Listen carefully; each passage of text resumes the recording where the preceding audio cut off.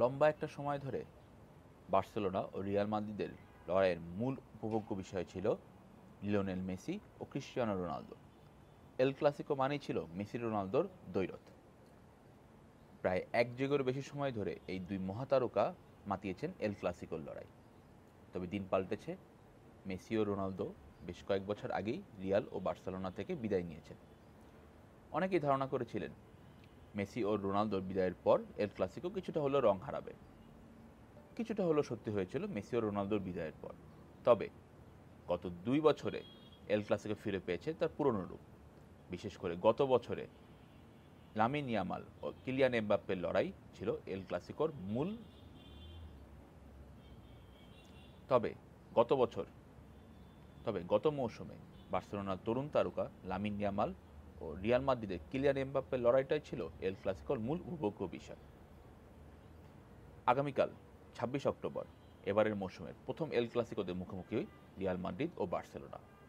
এই মুহূর্তে ৯ ম্যাচে ২৪ পয়েন্ট নিয়ে পয়েন্ট তালিকার শীর্ষে আছে রিয়াল মাদ্রিদ। সমান ম্যাচ খেলে ২ পয়েন্ট কম নিয়ে দ্বিতীয় স্থানে আছে বার্সেলোনা। শিরোপার মূল দাবিদার মূলত এই দুই দলই। এল ক্লাসিকো মানেই যেন বিশেষ কিছু। ক্লাসিকো শব্দটাই একটা আলাদা গুরুত্ব বহন করে।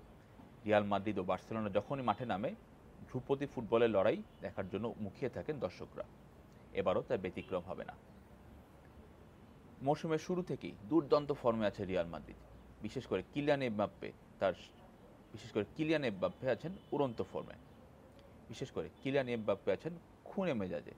তিনি সব টুর্নামেন্ট মিলিয়ে এখন পর্যন্ত 10টি গোল করেছেন। রিয়াল মাদ্রিদ চ্যাম্পিয়ন্স লিগ এবং লা লিগা দুটাতেই দারুণ ফর্মে আছে। অপরপক্ষে অন্যদিকে বার্সেলোনা খুব একটা ভালো ফর্মে নেই। চ্যাম্পিয়ন্স লিগে শুরুতে হোঁচট খেলেও তারা টানা ২ ম্যাচ জিতে ষষ্ঠ অবস্থানে এই মুহূর্তে আছে পয়েন্ট তালিকার। লা লিগাতে তারা শুরুটা ভালো করেছিল, মাঝখানে ম্যাচ হেরে এবং অনেকটা মানে নাটকীয়ভাবে ম্যাচ হেরেই তারা আসলে খানিকটা পিছিয়ে পড়েছে। না হলে তারা এই মুহূর্তে রিয়াল মাদ্রিদের চেয়ে এগিয়েই থাকতো। মুহূর্তটা যেহেতু এল ক্লাসিকো, সেখানে আসলে মানে আগের ম্যাচের হিসাব নিকাশ খুব একটা কাজে দেবে না। ম্যাচের দিন যারা আসলে ভালো করতে পারবে তারাই মূলত এল ক্লাসিকোটা জিতে নেয়।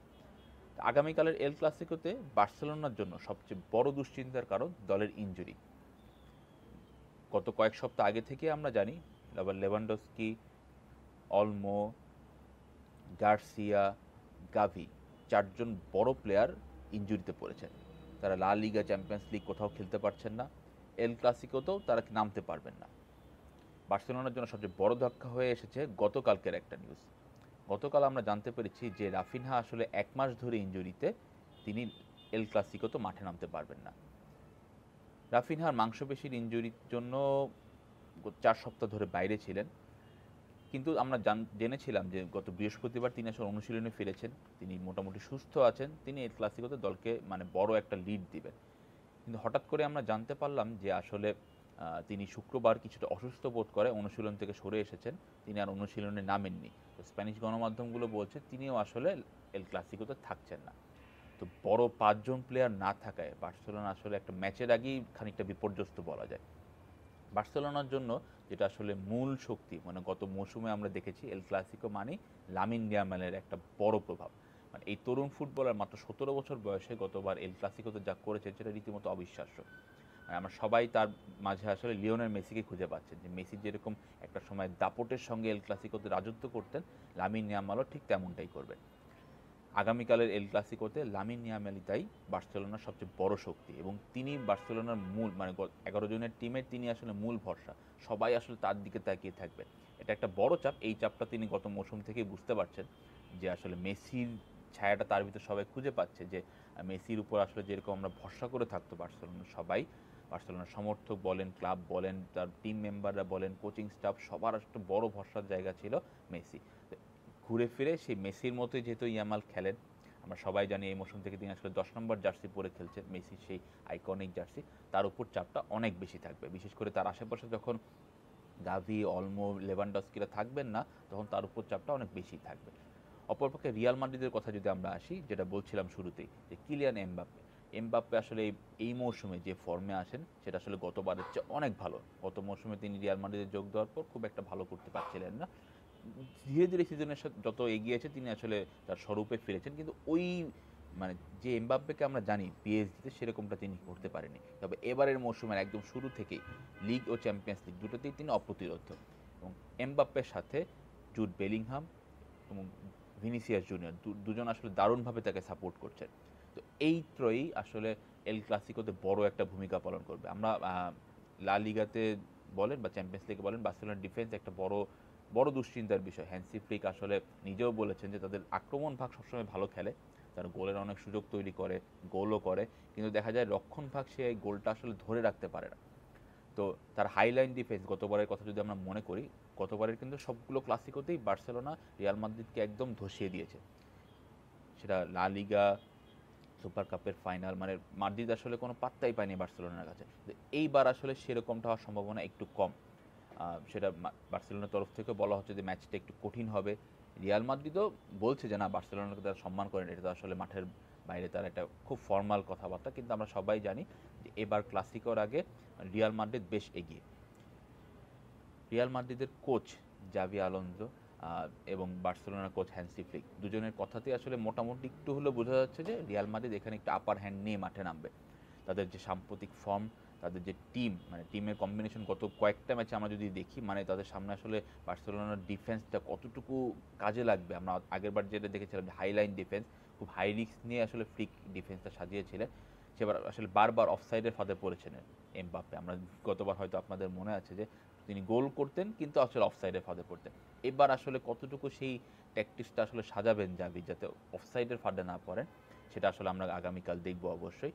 হ্যান্সি ফ্লিক আপনারা সবাই জানেন যে তিনি গত ম্যাচে লাল কার্ড পেয়েছেন, সো তিনি কালকে ডাগ আউটে থাকতে পারবেন না। তিনি আসলে গ্যালারি থেকেই ম্যাচটাকে তাকে দেখতে হবে। তিনি হয়তো ট্যাকটিক্স আদান প্রদান করবেন মানে কোচদের মাধ্যমে, কিন্তু তিনি আসলে ডাগ আউটে থাকবেন। এটা আসলে বার্সেলোনার জন্য কতটুকু একটা মেন্টালিটি তারা পিছিয়ে থাকবে সেটা আসলে আমরা দেখতে পাবো। আগামীকাল খেলা হবে সান্তিয়াগো বার্নাব্যুতে। আমরা জানি রিয়াল মাদ্রিদের মাঠ মানে একটা বড় প্রেশার, প্রতিপক্ষ দল যেই দেয় তারা আসলে, এবং গত 2 মৌসুম ধরে আমরা একটা ট্রেন্ড দেখে আসছি যে তারা আসলে ছাদ বন্ধ করে রাখে। মানে এটার কারণ হিসেবে তারা বলেন যে দর্শকের যে একটা গুঞ্জন, যে একটা বড় একটা চাপ, সেটা যেন প্রতিপক্ষ টিমটা ফিল করতে পারে, এজন্য তারা আসলে ছাদ বন্ধ রাখে। এবারও সেটা, এবার বার্নাব্যু কর্তৃপক্ষ অবশ্য সেটাই করবেন বলে মনে হচ্ছে। তো সব মিলিয়ে এবারে এল ক্লাসিকোটা বরাবরের মতোই জমজমাট হবে। তবে মূল লড়াইটা আসলে দুজন মানুষের, লামিন ইয়ামাল ও কিলিয়ান এমবাপ্পে। মানে এই দুজনের লড়াইটা দেখার জন্য আসলে পুরো ইউরোপ তো বটেই, পুরো পৃথিবী কোটি কোটি ফুটবল ভক্ত আসলে এই সময়টার জন্য অপেক্ষা করে যে কখন আসলে এল ক্লাসিকোতে দুটো দল মাঠে নামবে। আগামীকাল রাত 9টা 15 মিনিটে বার্নাব্যুতে মৌসুমের প্রথম এল ক্লাসিকো। বার্সেলোনা হচ্ছে 2 পয়েন্ট এগিয়ে আছে রিয়াল মাদ্রিদ। তো এই ম্যাচে যদি তারা জিততে পারে তাহলে 5 পয়েন্টের একটা ক্লিয়ার গো হেড তারা পাবে, এবং এই 5 পয়েন্ট আসলে কত বড় একটা ফ্যাক্টর সেটা আসলে আপনারা সবাই জানেন। লা লিগাতে 1 পয়েন্টের জন্য শিরোপা এদিক সেদিক হয়ে যায়।